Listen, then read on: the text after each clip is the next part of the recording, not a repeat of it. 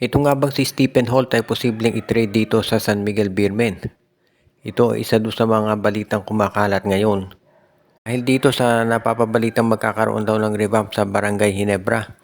So kung itong si Stephen Holt nga ba ite-trade sa San Miguel, ano ba ang magiging senaryo dito? Well, syempre magiging 3-team trade yan. Hindi pwedeng ibigay diretsa ng Ginebra si Stephen Holt sa San Miguel. So malamang Stephen Holt sa San Miguel. At pagkatapos ito namang Barangay Ginebra, makukuha siguro niya si Joshua Monson mula dito sa Titan Ultra. O kaya naman, depende kung makumbinsi nila ang Converge Fiber Xers, baka si Alex Stockton.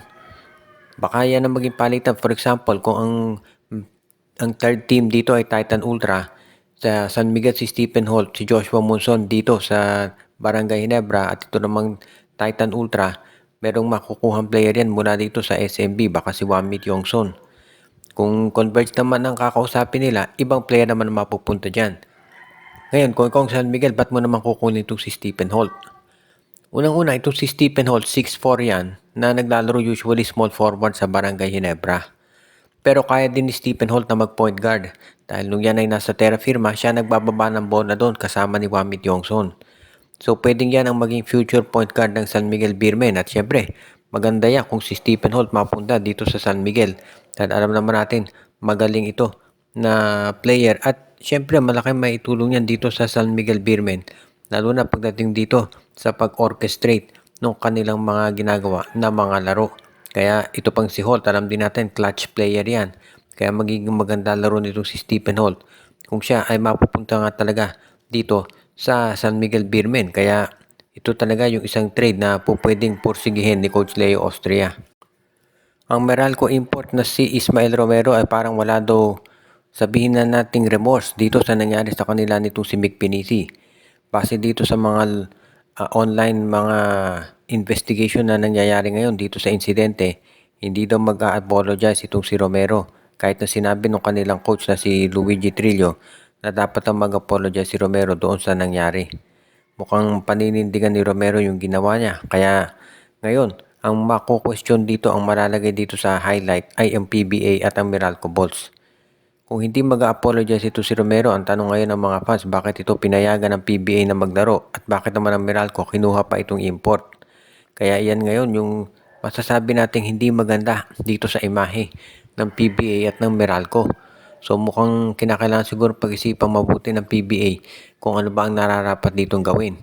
Marami ng mga hindi natuwa dito sa ginawa ni Romero, at lalo na ngayong hindi daw siya mag-a-apologize. Kaya itong Meralco Bulls under scrutiny, o talagang medyo nagiging critical na ang tingin ng mga tao dito. Kaya nga kinakailangan siguro dito sa paglaro dito sa PBA ay subaybayan mabuti kung ano gagawin dito ni Romero, dahil sabi nga ni iba, medyo mainitin daw to. Ngayon sigurado nasusubukan naman yan ng mga iba't ibang teams dito sa PBA. Kaya yan ngayon ang magiging problema dito sa Meralco Bulls, pati na dito sa Rain or Shine Elasto Painters.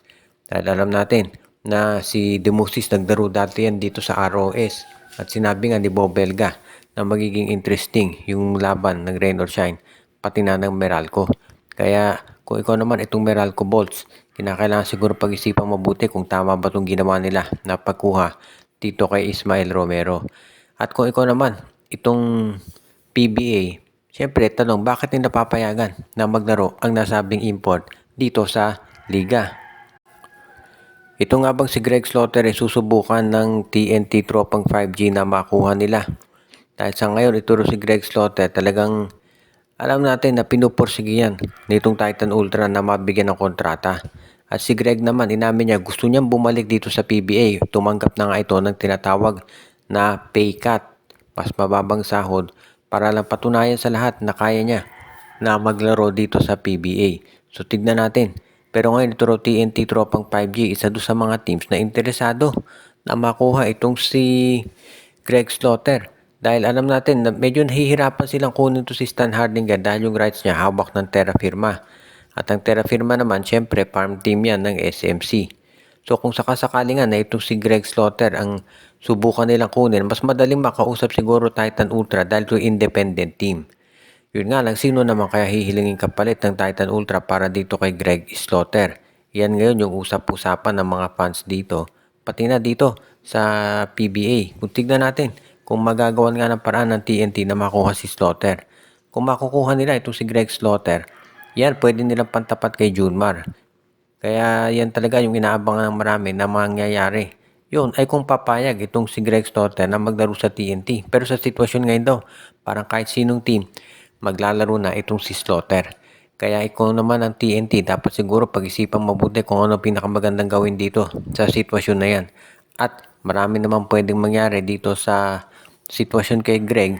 At kung ikaw ang TNT, dapat siguro ay magkaroon ng mas matinding hakbang para patunayan talaga na sila ay magiging ready na dito sa mga challenges sa pagpirma ng kontrata dito kay Greg. Pero ang laking benefit kung makukuha nila ang isang 7-footer na katulad nito. Ang Barangay Ginebra naman ngayon ay meron daw mga presyo dyan na kumuha ng mas malaking import. Nakita na natin ng mga higante yung mga darating na import dito sa PBA. Kaya nga may mga nagtatanong kung dapat ba Barangay Ginebra na malaking import ang kunin na dito si Brownlee ay gamitin na lang sa Governor's Cup. May mga nagsasabi naman kasi na ang advantage ni Brownlee dito sa Commissioner's Cup ay yung chemistry niya. Ibig sabihin, pamilyar na pamilyar siya dito sa laro ng Barangay Ginebra. Kaya iyan ang magiging bentahin niya kahit kulang pa sila dito sa tinatawag na height kumpara dun sa ibang import. Kasi ang nakikita natin nagiging problema naman dito sa mga ibang imports kahit na matangkad sila. Siyempre, hindi sila pamilyar doon sa mga teammates nila doon sa sistema at sa laro ng PBA. Yan naman ang advantage ni Brownlee. Yun nga lang, ang disadvantage ni Brownlee, bukod nga sa undersize siya, yung edad na rin. 37 na to si Brownlee at siyempre yung laro nito hindi nakatulad nung dati. Kaya nga meron mga nagsasabi na dapat palitan na to ni Coach Tim Cone. Pero nanindigan si Coach Tim na ang magiging import pa rin nila dito sa Commissioner's Cup o rather dito sa PBA Commissioner's Cup ay ito pa rin si Justin Brownlee. So tignan natin kung anong gagawin ngayon ng Barangay Ginebra. As it is, mukhang ang focus ni Coach Tim Cone sa ngayon obviously ay itong Gilas Pilipinas. Kaya kung sakasakali nga na Gilas Pilipinas pa rin ang maging focus nitong si Coach Tim Cone, sa tingin ko mukhang kinakailangan talaga na gumawa ng paraan ang Ginebra para masiguro na hindi magkakaroon ng issue pagdating dito sa sabihin na nating pagbigay ng sabihin nating tamang support dito sa mga local players pati na sa pagpili ng gagamitin nila na import dito sa darating pa na Commissioner's Cup sa March 11. Binabati natin yung ating mga taga-subaybay na sila Joseph Pineda, RG Bueno, Ronald Berbosidad, Edwin Carmona Jr., Katsakino Docusin, Monty Guzman, Anthony Alon, Dexter Domer, Malyari Mascarinas, si Romeo Conchada. Binabati din natin si Judy Villarosa, pati na rin si Michael D., si Enju, Joshua Giray, Espejo at Rosales Family, Ireneo Salangsang, Jonel Alagon at iba pa.